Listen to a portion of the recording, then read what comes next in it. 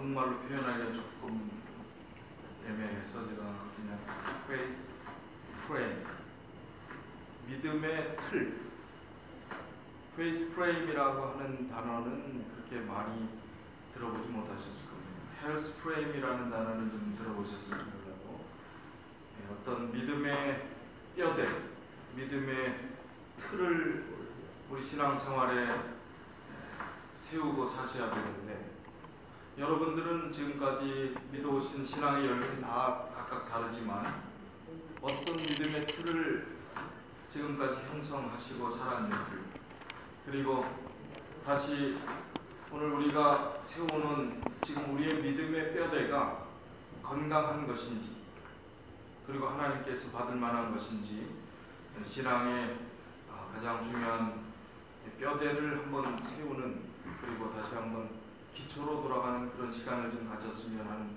마음가짐으로 이 시간 그런 총 주제를 정했습니다.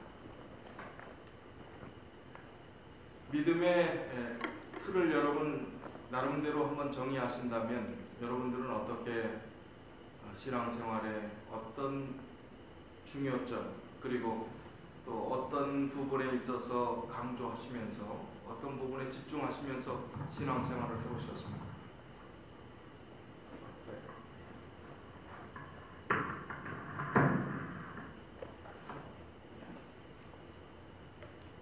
신앙의 연조가 다 다르지만 여러분 나름대로 지금까지 신앙생활을 해오시면서 하나님과 맺은 관계가 있으실 것입니다. 중요한 것은 우리가 시간이 오래 지나면 지날수록, 믿음의 연륜이 쌓이면 쌓일수록 여러분의 믿음이, 또 여러분의 성품이 정말 처음 믿을 때보다 예수님을 많이 닮아 있다고 마음속으로 그렇게 느껴지십니까? 세월은 많이 갔는데 믿음의 연조는 꽤 돼 가는 것 같은데 별로 변한 것도 없는 것 같고, 오히려 처음 믿었을 때의 열심은 더 없는 것 같고, 더 못된 내 모습이 자꾸 보이는 것 같지는 않습니까? 그러면 우리가 오랜 신앙생활을 해오면서 우리 신앙의 기초를 세우는 일에 있어서 정말 이맘쯤 되면 좀 예수님 비슷하게, 다 똑같다고 할 수는 없지만 예수님 좀 비슷하게 닮아가고, 우리 스스로 생각할 때도 참 많이 참을성도 있고 사람들을 향해서 좀 너그럽기도 하고 뭔가 신앙에 참 성취하는 느낌들을 가지면서 살 것 같은데, 왠지 우리가 신앙의 연륜이 쌓이면 쌓일수록 더 복잡해지는 것 같아요. 그리고 신앙의 기쁨보다는 내가 제대로 잘 믿는 건가, 오히려 좀 혼란스럽기도 하고 뭔가 부족한 점들을 많이 느끼는 것 같습니다. 저도 신앙생활을 하고 목회를 하면서 고민하는 부분들이 그것입니다.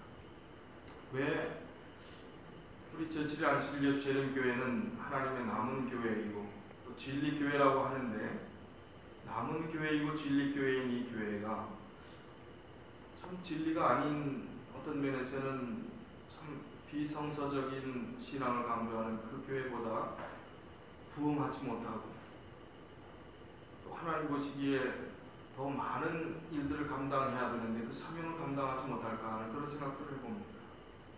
무엇이 문제인가? 항상 남은 무리는 소수니까, 좁은 문으로 들어가야 되니까 거기에 만족하고 계십니까?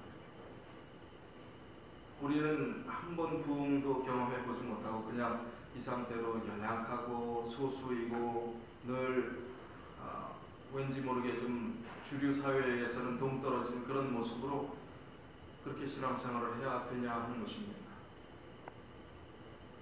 그래서 믿음의 뼈대를 우리가 지금까지 신앙생활을 해오면서 세웠던 그 뼈대가 어떤 면에서는 뭔가 좀 잘못된 방향으로 가지 않았나, 그런 생각들을 제 스스로 해봤습니다. 그래서 우리의 믿음의 기초를 말씀에 다시 한번 새롭게, 그리고 그 전에 강조되었던 신앙이 지금 우리의 모습에 나타나는 그 결과가 정말 샘솟는 기쁨과 열망과 어떤 갈망도 없이 조금 피곤한 듯한 그런 신앙생활이 나의 모습이라면 우리는 가던 길을 빨리 돌이켜야 합니다. 그리고 바른 뼈대를 세워야 합니다. 구조가 튼튼하지 않은 건축물은 바로 설 수가 없습니다. 그래서 무엇이 문제인가 우리가 같이 한번 좀 생각해 보는 시간을 저희가 짧은 시간이지만 그렇게 가지려고 하는 것입니다. 여러분은 사경에 하면은 좀 색다른 좀 학문적인 또 좀 심오한 깊은 신학적인 교리들을 좀 배우는 기회를 가졌으면 좋겠다. 내심 아마 이렇게 기대하시는 분도 계실지 모르겠습니다. 그런데 저는 그만한 능력도 안 되고 또 그런 지식적인 전달보다는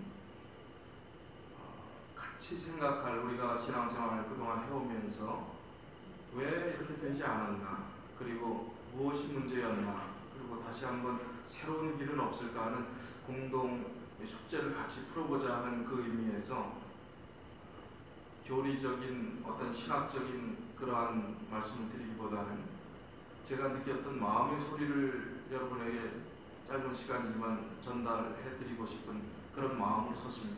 그래서 여러분 너무 학술적인 뭘 기대하지 마시고 같이 마음을 나눈다는 그런 마음으로 같이 이 시간들을 임해 주시면 좋을 것 같습니다. 교회는 장소가 아니라 사람입니다. 교회는 교리가 아니라 믿음입니다. 교회는 제도가 아니라 모습입니다. 교회란 결코 회원이 될 자격이 없는 사람들이 회원의 특권을 누리고 있는 지상 유일의 단체입니다. 아멘. 동의하십니까? 네. 우리가 무슨 자격이 있다고 이런 교인으로서의 혜택을 누리고 살고 있습니까? 정말 자격 없는 사람들이 예수 그리스도의 십자가의 100%의 은혜로 그 혜택을 누리고 하나님의 자녀로 구원의 선물을 받은 백성으로 살고 있는 참 특별한 복받은 사람들이 바로 우리들입니다. 여러분 조금 민망하지 않습니까? 나 같은 죄인을 구원하신 하나님, 정말 내가 그런 구원을 받아도 괜찮을까 할 정도로 너무나 부족한 모습이 우리들의 모습입니다. 그렇다면 신앙의 가장 기본적인 부분에 있어서 왜 우리가 신앙의 열렬한 기쁨과 행복과 또 부흥과 발전의 어떤 열망조차도 사라진 피곤에 지친 그런 모습으로 신앙생활을 할 것인가 하는 가장 근본적인 기초적인 문제가 접근이 어떤 것일까를 좀 생각해 보았습니다. 그래서 오늘 주제는 비움이라 하는 두 단어, 비움 두 글자입니다. 두 단어가 아니고 무엇을 비워야 될 것인가.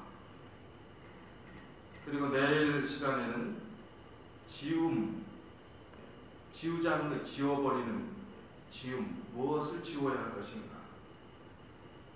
그럼 비우고 지운 우리의 심령 속에 채움, 무엇을 채워야 할 것인가.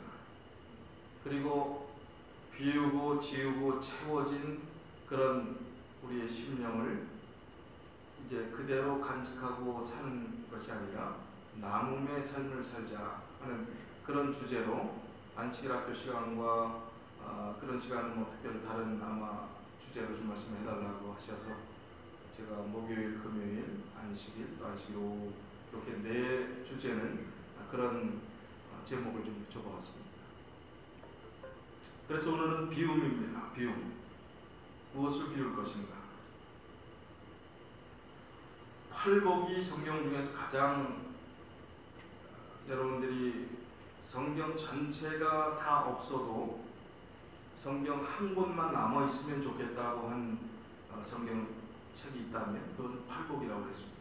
팔복의 말씀이 성경 모든 것이 다 없어진다 할지라도 그거 하나 남으면 성경의 사상을 다 이야기할 수 있는 것이 팔복이라고 했습니다. 팔복 중에서 제일 첫 번째 복이 무엇입니까? 마태복음 5장 3절에 심령이 가난한 자는 복이 있나니 천국이 저희 것입니다. 심령이 가난한 자가 복이 있다. 마음이 가난한 자가 어떻게 복이 있을까? 가난이라는 단어는 참 지긋지긋한데 말이죠. 진정한 복의 개념을 가난이라고 했어요. 심령의 가난이라고 했습니다. 그렇다면 지금 우리가 머리로는 이해하지만 몸으로는 전혀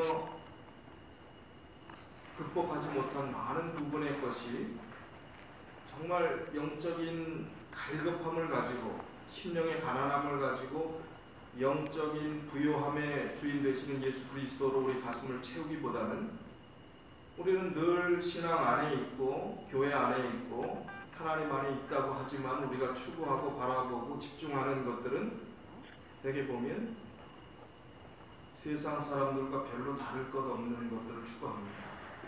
가지려고 하고 명예를 지키려고 하고 명예를 얻으려고 하고 수많은 교회 안에서 이루어지는 모습 가운데서 이론은 그렇지만은 사실은 실제로는 그렇지 않은 모습을 봅니다. 정말 비우고 살아가는가? 비움이라는 개념에서 심령이 가난한 경험들을 하기 원한다면 그런 경험에 정말 한번 회심이라는 개념, 회개라는 그 개념 속에서 회심의 경험을 내가 한번 내 인생 가운데 내가 했던가? 언제 했었나? 아니면 아직 그런 거 잘 모르겠다. 그렇게 하면서 비움이라는 신앙생활의 어떤 체험이 한 번도 없이 신앙생활을 해오기 때문에 진정한 어떤 의미에서는 예수님을 닮은 모습이 우리의 삶에 나타나지 않는 것들을 보게 됩니다. 그래서 진정한 비움은 무엇인가? 진정한 비움은 회심입니다.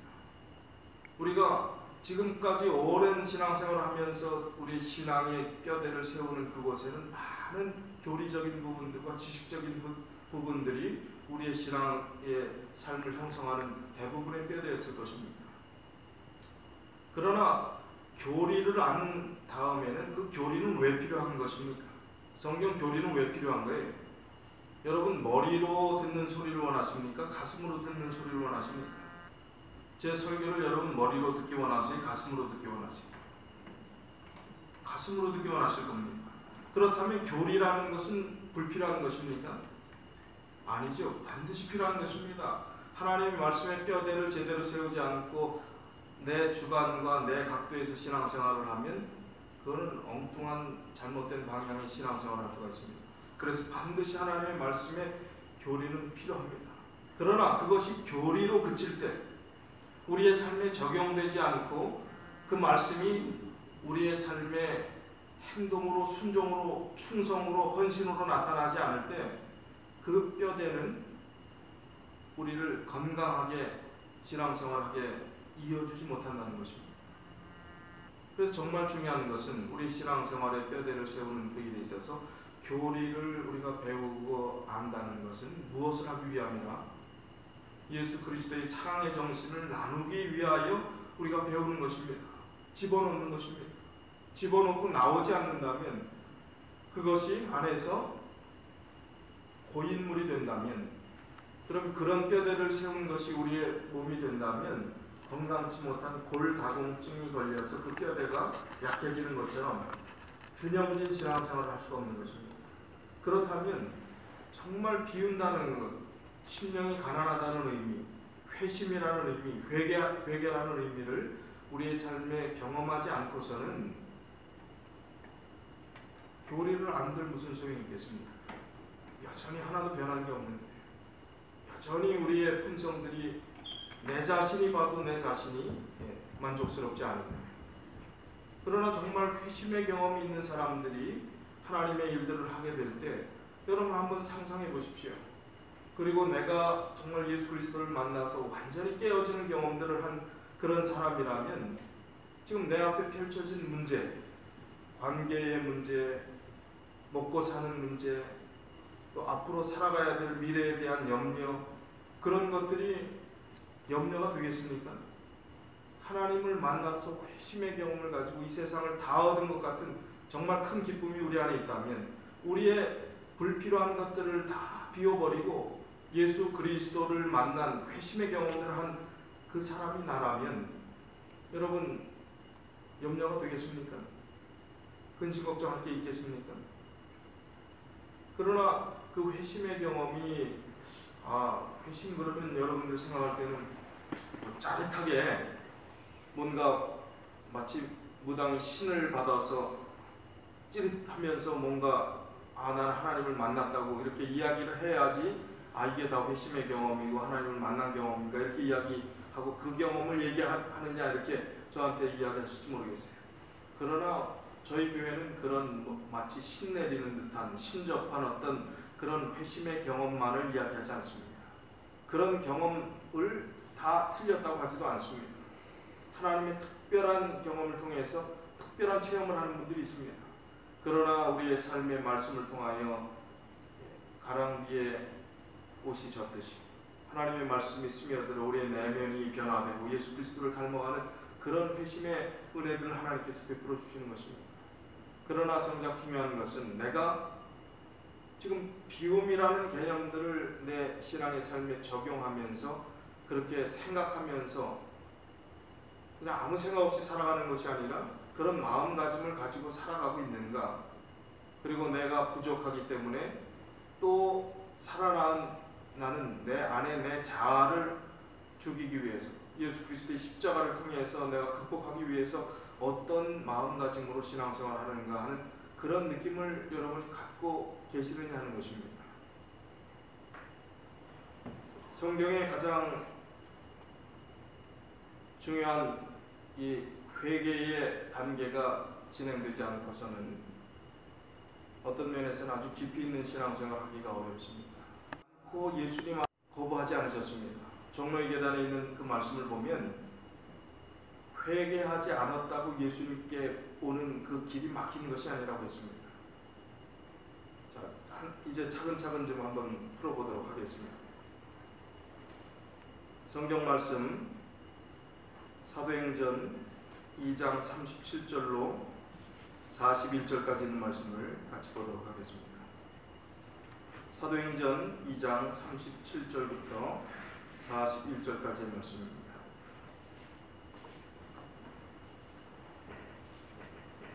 제가 봉독하겠습니다. 저희가 이 말을 듣고 마음에 찔려 베드로와 다른 사도들에게 물어 가로되 형제들아 우리가 어찌할꼬 하거늘 베드로가 가로되 너희가 회개하여 각각 예수 그리스도의 이름으로 침례를 받고 죄사함을 받으라. 그리하면 성령을 선물로 받으리니 이 약속은 너희와 너희 자녀와 모든 먼 뱃사람 곧 주 우리 하나님이 얼마든지 부르시는 자들에게 하신 것이라 하고 또 여러 말로 확증하며 권하여 가로되 너희가 이 패역한 세대에서 구원을 받으라 하니 그 말을 받는 사람들은 침례를 받으며 이날에 제자의 수가 3,000이나 더하더라. 우리가 잘 아시는 말씀입니다. 회개의 개념이 얼마나 참 중요한 것이면 베드로가 외칠 때 너희가 회개하여 각각 예수 그리스도의 이름으로 침례를 받고 죄사함을 얻으라. 그리하면 성령을 선물로 받고 성령을 선물로 받은 사람들의 삶의 모습이 얼마나 놀라운 변화가 생기는지를 이야기하셨습니다. 그리고 그 말씀을 듣고 그 말씀을 깨달은 사람들이 계속해서 하나님의 복음을 전하고 확산하고 나눠주는 일들이 있는 것입니다. 비우고 채우고 나눔이 바로 이 사도행전 오늘 2장 37절로 41절에 나타납니다. 그래서 하루에 이 복음을 듣고 들어온 사람이 제자의 수가 3,000이나 더하더라 하는 말씀입니다. 회개하고 성령으로 채우고 하나님의 복음을 나누었더니 그런 놀라운 증거들이 일어나는 것입니다. 그렇다면 우리의 삶도 그런 원리가 적용되어야 하는 것입니다.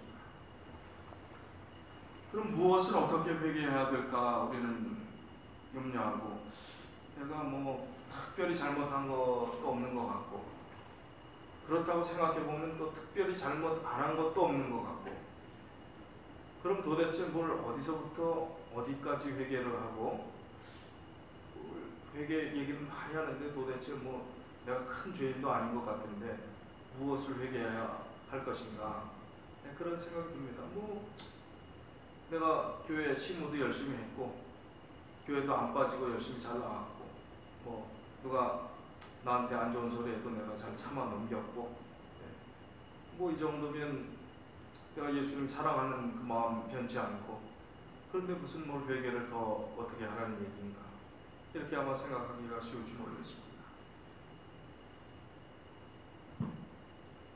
그런데 정말 한번 무엇을 회개해야 될지 머릿속에 곰곰이 생각해 보시면서 제일 중요한 것이 무엇이냐면 예수 그리스도가 내 삶의 주인이라는 사실을 정말로 그분이 나의 전부임을 고백할 수 있는 그 일에 있어서 내가 자유로운가, 내 영적 양심에 있어서 자유로운가, 한번 여러분 가슴에 손을 얹고 한번 생각해 보세요.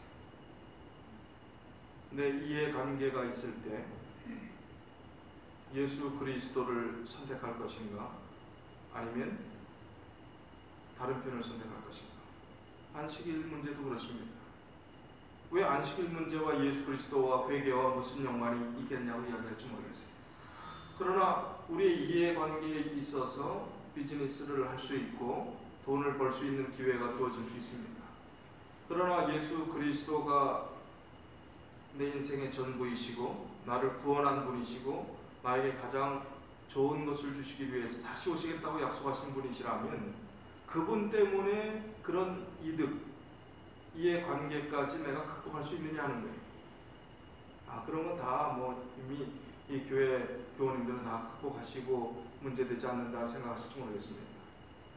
자, 그런 거는 어떤 면에서 조금 더 쉬울지 모르겠습니다. 그러면 또 다른 얘기를 해보지. 자, 그런 뭐 이해관계, 돈 관계, 뭐 돈 좀 벌고 안 벌고 하는 거는 좀 그렇다 할지라도, 자, 자존심을 좀 건드리는 일이 생겼을 때는 여러분 어떻게 반응하시겠습니까?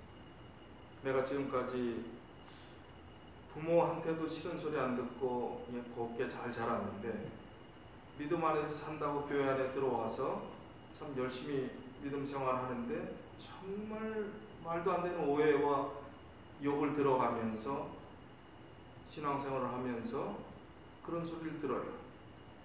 그러면 예수 그리스도를 내가 정말 우선순위로 두고 그분이 내 인생의 전부이고 그분이 나를 구원하셨다면 나는 그분에게 모든 것 다 드리기 때문에 그런 문제에 있어서 자유로워야 된다 하는 것은 머릿속에 이론으로는 있지만은 자존심이 조금 상처를 당하면 어떻습니까?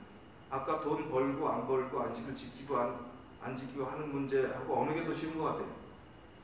자존심의 문제가 더 극복하기 어렵습니까? 안식일 가게 문 닫는 게 더 어렵습니까? 어떠세요? 둘 다 어렵지요?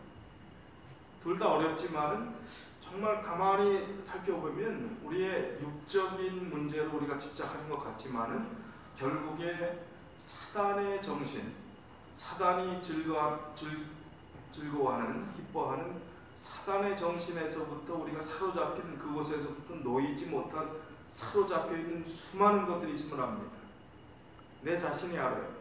스스로 압니다.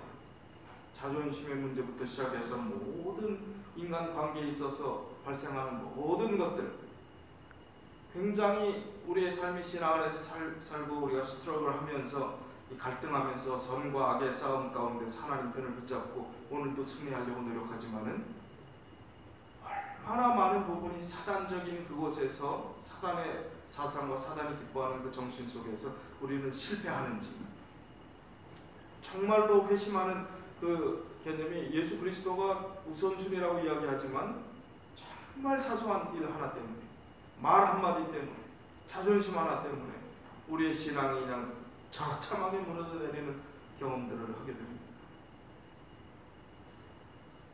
그런 우리를 하나님께서 야, 너희 도저히 안 되겠다 이렇게 안 하시고 오늘도 참아주시고 기다려주시고 또 돌이키기를 바라시는 하나님의 사랑이 있는 것 생각할 때 참 참 얼마나 감사한지 모르겠습니다. 참 너무나 다행스럽습니다. 저는 저희 아이들에게 껌을 많이 사줍니다.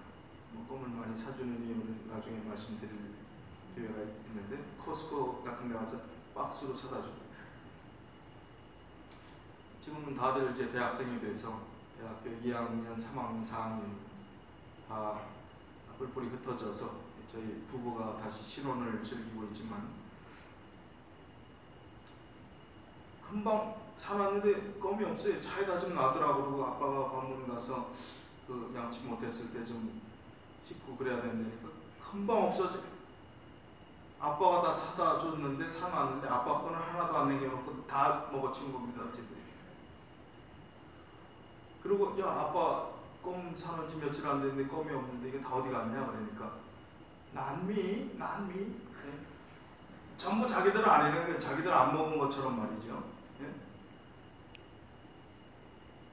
그 모습을 보면서 저는 이 괘씸한 놈들 이 껌을 사다 주는 족족 다 아빠 건 안 남겨놓고 다 지들만 먹으니 이제 다시는 껌을 사놓지 말아야 되겠다 그러고 제가 안 사줬을까요? 또 사다 놨을까요?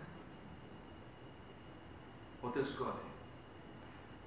또 사다 놓지요. 하나님의 사랑은 저보다 더 귀한 사랑을 베푸시는 분이실까요?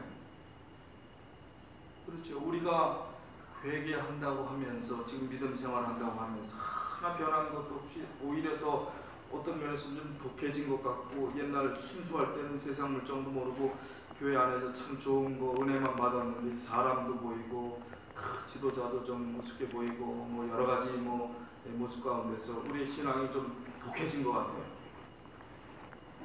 더 순수해지고 더 낮아지고 더 비우는 그런 신앙생활이 우리의 모습이 되어야 되는데도 불구하고 우리는 더 좀 독해진 모습으로 신앙생활하는 것도 전투적으로 하려고 합니다. 하나님이 보실 때는 어떨까요? 너가 더 좋아져야 되는데 어떻게 이렇게 나빠질 수가 있니? 기다리시고 예? 껌을 계속 사놓는 이 참 보잘것없는 아빠보다 더 큰 사랑으로 오늘도 인내하시고 기다리시면서 예수 그리스도와 정말 만나자고 호소하시면서 우리에게 손을 내미시는 그 주님이 바로 우리가 섬기는 우리의 아버지 되시는 분이라는 사실을 생각할 때 참 너무나 감격적이지 않습니까? 감격입니다. 감사할 뿐입니다. 회심한 마음을 가지고 살아가는 사람들에게는요, 세상 기호와 취미와 그런 모든 것들이 하나로 그냥 통합되더라고요. 그 전에 그렇게 즐겁고 재미있던 취미 활동이요, 영혼을 구원하는 것, 하나님 말씀 전하는 것, 하나님 사랑하는 일들을 실천하는 것, 그곳에서 할 일들이 너무나 많기 때문에 그 기쁨이 너무 크기 때문에 거기에 집중하다 보니까 다른 것들은 재미가 없어지는 거예요. 제가 한국에서 목회할 때 부목사로 있을 때에 유생병원교회에서 부목사로 있었는데 70세가 되신 한 분이 평생 그 아내는 열심히 교회 집사님이셨는데 그냥 별로 교회에 관심도 없고 늘 속만 새기고 그러셨는데 이제 극적인 변화가 성령께서 그의 마음을 움직여 주셔서 그가 드디어 신앙생활을 하고 열심히 신앙생활하고 한 3년 정도가 되셨는지 그때 한 70세가 조금 넘으셨는데 이분이 집사가 되셨어요. 연세가 그렇게 되셨는데 뭐 집사를 하시냐 안 하시냐 뭐 그런 얘기도 있었지만 이분이 교회 화단에 있는 그 이 레일로 되어 있는 그 알루미늄 샤시처럼 된 걸로 되어 있는데 그걸 매일 와갖고 그냥 기름걸레로 해갖고 닦으시고 교회 뭐 청소할 거 있으면 얼마나 헌신적으로 하시는지. 근데 이분이 제일 걱정이 침례받을 때 걱정이 예수 믿을 때 걱정이 뭐였냐면 담배예요. 담배.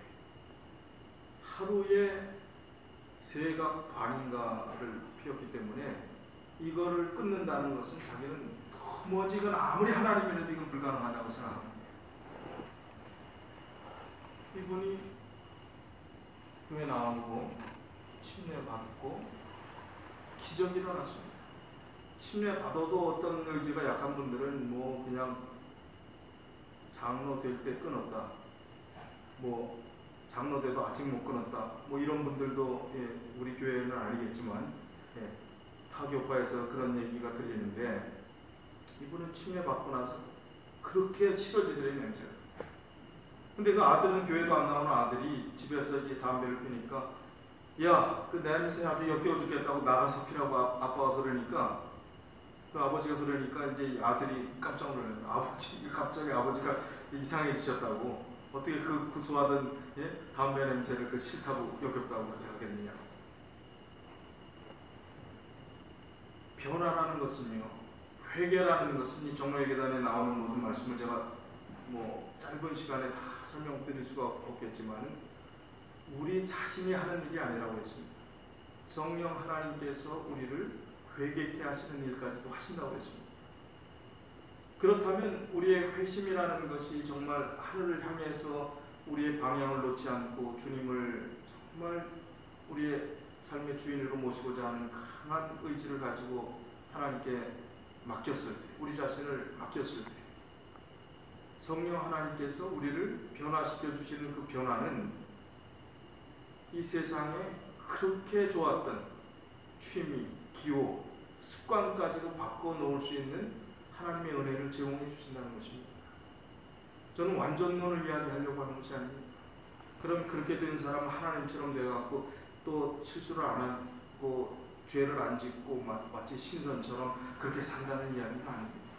늘 연약함을 가지고 있지만 그런 믿음의 체험을 하고 비움의 경험들을 한 사람들의 삶은 가치관이 달라져 있습니다.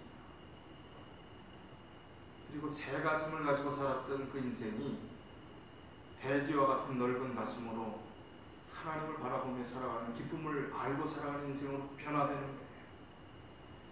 그런 기쁨을 체험한 사람들은 날아가는 것 같다는 게 날아가는 것 같아요. 이 세계가 달라 보이는 것입니다. 그토록 미워 보이던 사람이 왜 이렇게 천사처럼 보이는지, 무슨 뭐 이해가는 게 뭐 해갖고 서로 좋은 사람이 있고 싫은 사람이 있고 뭐 친한 사람이 있고 안 친한 사람이 있고 했던 지난날의 그 시간들이 너무나 부끄럽게 느껴진다는 것입니다. 정말로 우리가 말로는 하잖아요. 하늘에 가서 이웃돼서 살 사람인데 이 땅에서 잘 살아야 되지 않겠느냐. 말은 그렇게 하지만, 제가 어떤 교회라고는 얘기는 안 하겠지만 장로님 두 분이 아주 너무너무 싸웠어요. 너무너무 사사건건. 한 분은 아주 철저하게 말씀대로 살자고 이야기하는 건데, 그냥 그 사람의 잘못을 그냥 가슴을 후벼팝니다. 뭘 못하고 아직 못하는 부분에 대해서 좀 사랑으로 잘 감싸고 인내하고 그렇게 되면 참 좋겠는데, 한 분은 안식일을 완전히 못 지키기 때문에 마음에 죄스러운 마음도 있고, 안식일 교회는 오지만 비즈니스는 여전히 다른 분에 의해서 돌아가고 있어요. 그러니 마음에 좀 또 부담이 있고 그러는데, 그렇게 두 분이 갈등이 오래 깊어지니까 뭐라고 이야기하냐면, 어떤 장로님 한 분이, 목사님, 하늘에 가서 저 이웃에 같이 산다는 건 말도 안 되고요. 예? 제가 하늘나라는 뭐 갈 마음도 전혀 없고요. 지금 총이 있으면 쏴 죽이고 싶대요. 너무 깜짝 놀랐어요. 그 분노가 얼마나 크게 달했으면 한 교회 나오는 교회 지도급에 있는 분들이 그런 마음의 아픔, 상처, 괴로움, 견디지 못하는 마음을 그렇게 표현할 수 있을까? 그런데 참 하나님 참 좋으신 하나님이시다. 그 두 분이 다 변화됐습니다. 성만찬 예식을 하기 전에 한 3년여 동안 그런 긴장 관계를 보이던 그 두 분이 극적으로 세종 예식을 두 분이 서로 발을 시켜주면서 엉엉 울면서 회심의 경험을 하셨어요. 그래서 정말 지적하고 그분은 철저히 잘 지키지만 그렇게 하지 못하는 사람들의 가슴을 후벼팠던 그 장로님도 사랑으로, 정말 사랑이 풍성한 마음으로 내가 이런 말할 자격이 없는 나한테 하는 이야기입니다 하면서 그런 이야기들을 해요. 나도 부족한 죄인이기 때문에 나는 이 말할 자격이 없지만 우리가 같이 하늘 가는 백성으로 우리가 서로 정말 서로 잘하자는 의미에서 말씀드립니다. 그러면 그 장로님 고개 끄덕끄덕하고 아멘 하고 있어요. 그전에는 그런 소리만 했다 하면 벌써 그냥 피해가던. 그래서 절대로 안교 임원들이 이 반 배치할 때 두 분이 같이 섞이면 안 돼. 그래서 어떻게든 피해가야 됩니다. 그런 관계에 그런 관계를 가지고 신앙생활을 한 교회에서 오래 한다는 게 얼마나 힘든 일이겠습니까? 그런데 그 마음에 그런 앙금들이 사라지고 그런 것이 자기 힘으로 되겠냐는 말이에요. 예수 그리스도를 사랑하고자 하는 그 마음에 겨자씨만한 믿음을 보신 하나님께서 그들의 마음을 변화시킨 것입니다. 회심의 경험을 하게 하신 거예요. 빈 마음을 갖게 하신 것입니다. 그리고 그분들이 식사 때마다 같이 앉아서 식사를 하시면서 여러 얘기를 드런드런 주고받고 하는 그 모습을 보면서 참 하나님 좋으신 하나님이시다. 남의 이야기입니까? 여러분에게는 불가능한 이야기입니까? 여러분이 뭐 무슨 관계가 나쁘고 좋다는 거 제가 전혀 알지 못하지만 우리가 호불호라는 게 있을 수 있습니다. 친한 사람 혹은 나랑 잘 맞지 않는 사람이 있을 수 있습니다. 그러나 우리가 크리스찬이라고 하는 그 한 이름의 가족 속에서 우리는 어떤 마음가짐을 가지고 신앙생활을 해야 하겠느냐 하는 그 부분에 있어서는 회심한 경험이 있는 사람들과 그렇지 않은 사람들의 모습이 거기서 갈리는 것입니다. 정말 마음을 비운 사람들의 삶에 있어서는 그게 해결이 되는 거예요. 그전엔 난 내 자신이 이렇게 참 쪼잔하고 뭘 아끼고 교회 무슨 파트라고 해가려고 그러면 냉장고 묵은 것부터 찾고 처치하는 개념으로 교회 가서 음식 해오고 이랬다고 어떤 집사님이 자기 입으로 하는 얘기가 되는 거예요. 그리고 집에 누구 손님 한 번 온다 그러면 아주 그냥 짜증나고 속으로 뭐 구역반 한번 하자 그러면 뭐 교회가 왜 이렇게 사람 피곤하게 하냐고 그러고 뭐 이런저런 이야기를 하던 그런 분들이 너무나 자발적인 마음대로 가는 거예요. 그전에는 무슨 사업을 하는데 이제 주인이 그 리스 계약을 연장을 안 해줘서 기도 제목을 내놨어요. 그래서 그 기도 제목을 달라고 하니까 저희는 한 달에 한 번씩 매월 마지막 금요일 저녁은 특별 기도회를 모입니다. 설교 가지 않고. 그래서 기도 제목을 가지고 아무개 집사님이 리스 연장 계약을 위해서 기도 제목을 요청했습니다. 저희 부목사님이 이제 그 기도 제목을 가지고 했더니 난리가 났어요. 그런 걸 가지고 사람들 앞에서 그걸 얘기를 했다. 그냥 뭐 훌쩍훌쩍 뛰는 겁니다. 마치 무슨 프라이버시를 침해하는 것처럼 이야기하면서 또 기도 제목을 우리한테 얘기했으니까 내는 거지요. 목회자들에게. 다 대화하고 뭐 다 이제 그래도 별로 뭐 탐탁지 않게 생각합니다. 그런데 그분들의 마음에도 하나님께서 역사하셨어요. 지금 그분들은 실업자입니다. 완전히 쫓겨났어요. 권리금 뭐 20-30만 불 이상 주고 가게 하던 그것에서 하나도 못 건지고 쫓겨났어요. 그럼 그 전에 그 기도 제목 갖고 리스 연장 해달라고 한 기도 제목 가지고 그 사람들 위해서 기도해달라고 한 그것 때문에도 펄펄 뛰었던 분이 지금 실직했다면 어떻게 되세요? 정상이 교회가 뒤집어져야 정상 아닙니까? 그런데 성령께서 역사하셔서 낮아짐이 무엇인지, 비움이 무엇인지, 깨어진다는 게 무엇인지 가지고 있는 것만이 하나님께서 주시는 은혜가 아님을 그들이 깨닫기 시작하고 백수 그야말로. 그런데도 하나님께 감사하고 있고 없는 중에 더 대접을 하려고 사람들을 교인들을 다 초대하고 그리고 하나님께 감사하고 하나님께서 나에게 그동안 쉼없이 달려와서 쉴 틈도 없이 내가 하나님 돌아볼 시간이 없었는데 나에게 이런 시간을 주신 건 너무나 감사하다고 하고 좋으신 하나님께서 분명히 더 좋은 것을 준비해주고 지금 기다리고 하나님의 일들이 진행되고 있음을 자기가 믿는다는 것입니다. 그분에게 하나님께서 좋은 것을 주시겠습니까? 안 주시겠습니까? 주십니다. 이미 그분은 좋은 것을 얻었습니까? 안 얻었습니까? 얻었어요. 왜요? 가진 것이 다가 아님을 비움을 통해서 영적으로 체험을 경험했기 때문에 그는 하나님께서 안 주셔도 내가 믿음 안에 살아가는 그 가치, 비움의 가치를 알고 하나님의 뜨거운 사랑을 체험했기 때문에 그는 걱정 안 하고 살 겁니다.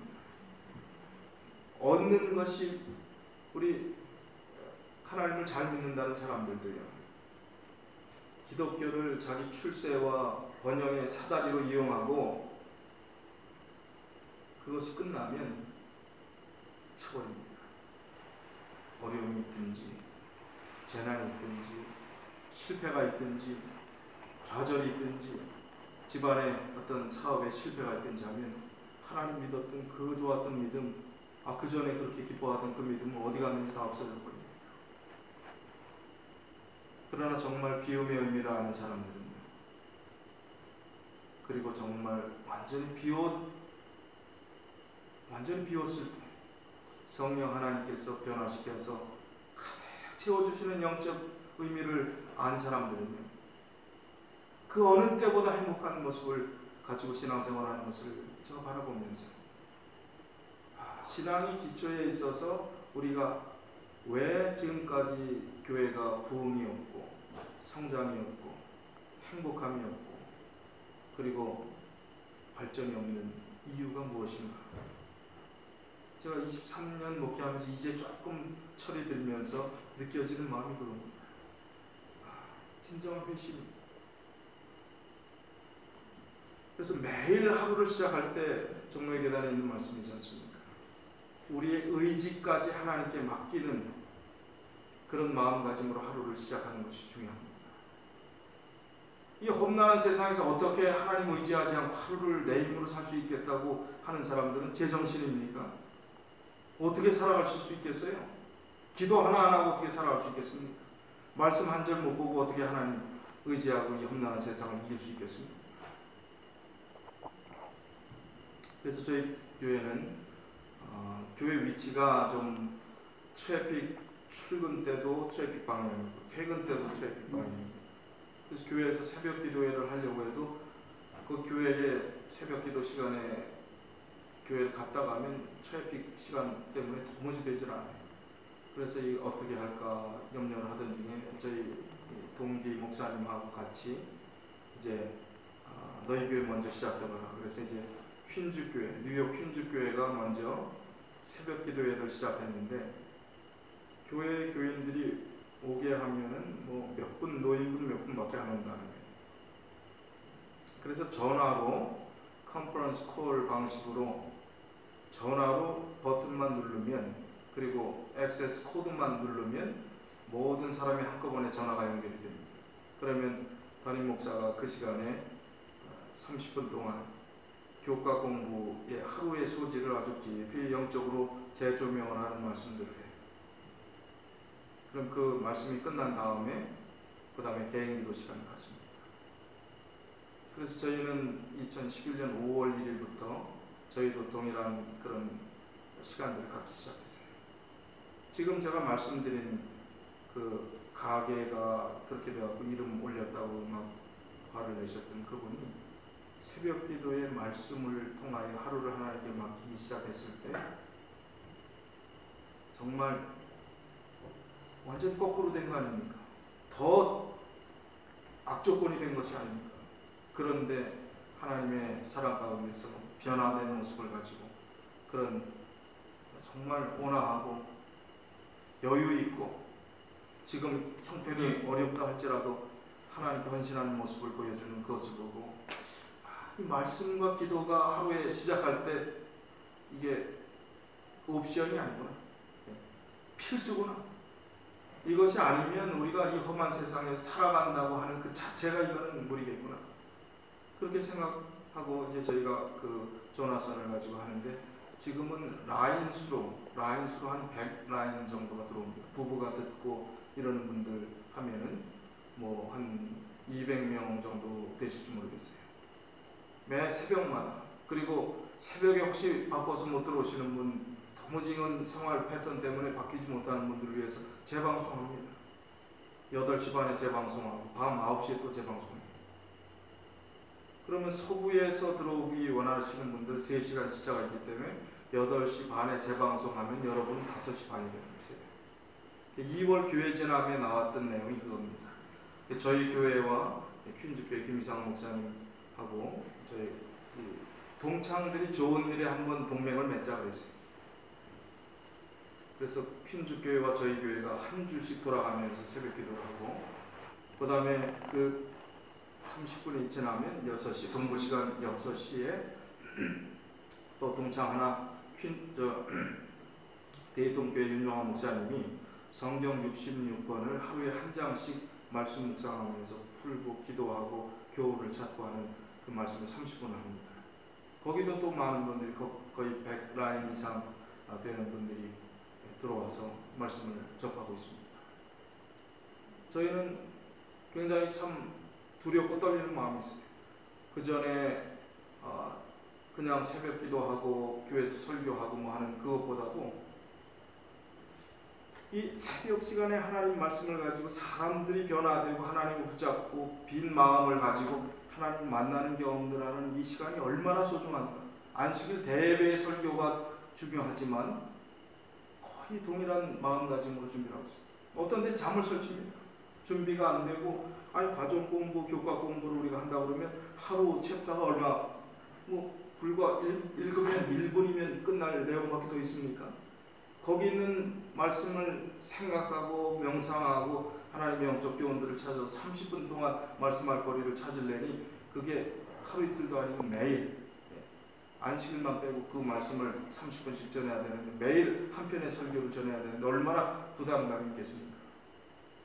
체력적인 부담감이나 무슨 준비하는 부담감, 그거보다 더 중요한 것은 영적인 부담감입니다.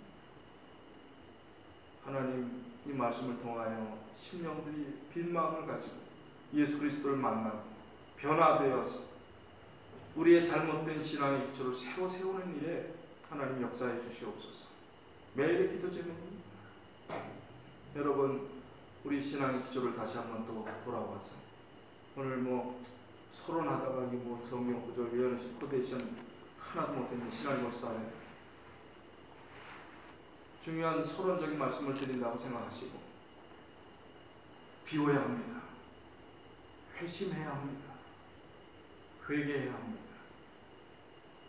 그럴 때 성령께서 회개하지 않은 사람이 정로의 계단 예수님을 찾아와서 예수님이 거절하지 않지만 성령을 주시고 하나님의 사명을 갖게 하고 하나님의 놀라운 부흥의 역사를 일으키는 것은 회개하지 않은 사람은 할 수 없는 일입니다.